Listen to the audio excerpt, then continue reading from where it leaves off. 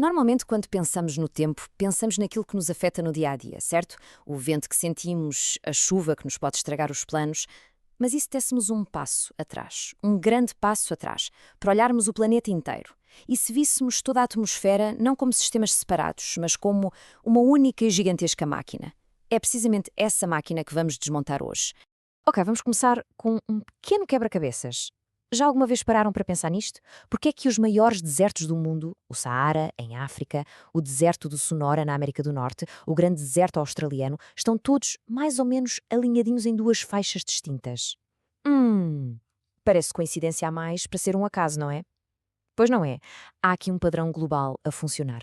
A resposta a este enigma está em mudar a nossa perspectiva. Em vez de olharmos para climas locais e isolados, temos de ver o nosso planeta como ele realmente é. Uma máquina interligada. Um motor térmico gigante que trabalha sem parar para tentar equilibrar o calor por todo o globo. E é precisamente esse motor que vamos abrir e ver como funciona peça por peça. Certo. E como qualquer motor que se preze, este também precisa de combustível. A fonte de energia da nossa máquina climática é, bem, um desequilíbrio. Um desequilíbrio de calor fundamental que é o ponto de partida para tudo o resto. A coisa funciona assim. O Sol bate em cheio no Equador, de forma muito mais direta e concentrada do que nos polos. O resultado? Uma autêntica sobrecarga de calor na zona equatorial e um grande déficit de calor lá nos polos. Ora, a natureza detesta desequilíbrios, por isso a atmosfera entra em ação numa tentativa constante de espalhar esse calor do Equador para os polos. É como se estivesse sempre a tentar nivelar a temperatura. Agora vamos fazer um pequeno exercício de imaginação. Finjamos, só por um momento, que a Terra não girava. Se assim fosse, o sistema seria incrivelmente simples. O ar quente subia no Equador, viajava lá por cima até aos polos, arrefecia, ficava mais pesado, descia e voltava pela superfície até o Equador. Uma grande corrente de ar em cada hemisfério. Facílimo, não era? Pois, só que há um pequeno detalhe. O nosso planeta gira e isso muda tudo. E é precisamente essa rotação que, bem, baralha e volta a dar. Ela introduz uma força aparente, que pega naquele nosso modelo simples e o transforma em algo muito mais complexo e fascinante. Chama-se efeito de Coriolis. Basicamente, como a Terra está a girar por baixo da atmosfera em movimento, os ventos parecem ser desviados do seu caminho reto. Não é uma força real no sentido físico, mas o seu efeito, esse é bem real e absolutamente fundamental para o nosso clima. E a regra de ouro do efeito de Coriolis é surpreendentemente simples. É isto. No hemisfério norte, tudo o que se move, como o vento, é desviado para a direita. No hemisfério sul, é desviado para a esquerda. Esta regra tão simples é o que impede aquele grande circuito de ar de ir direitinho do Equador aos polos. Portanto, o que acontece? Em vez daquele loop gigante e único que imaginamos, o efeito de Coriolis parte o sistema, divide-o em 3 engrenagens distintas em cada hemisfério. 3 células de circulação que funcionam em conjunto. Vamos lá ver como é que estas engrenagens se encaixam. Temos então as 3 peças centrais da nossa máquina, a célula de Hadley, a célula de Ferrel e a célula polar. Vamos dar uma vista de olhos a cada uma, a começar pela mais importante, a que move tudo. E essa é a célula de Hadley. É ela a grande impulsionadora de todo o sistema. Pensem nela como um motor principal.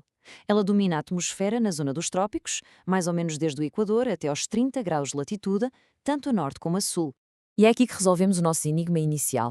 Vejam só, o ar superquente e úmido sobe no Equador. Ao subir, arrefece e despeja toda a sua água. É por isso que temos as grandes florestas tropicais ali.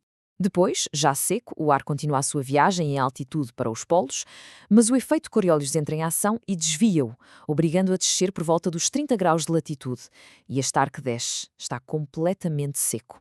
Ar seco a descer não forma nuvens. E o que é que temos sem nuvens e sem chuva? Pois, os grandes desertos do mundo. A partir daí, o ar volta pela superfície em direção ao Equador, formando os famosos ventos alísios. Muito bem, vamos para a engrenagem do meio. A célula de ferro. Esta é a que afeta muitos de nós, porque está precisamente nas latitudes médias, entre os 30 e os 60 graus. Esta célula de Ferrel é um bocado diferente. Não é movida diretamente pelo calor como a de Hadley. Na verdade, ela funciona quase como uma engrenagem que é arrastada pelas outras duas. É por isso que o tempo aqui é tão instável.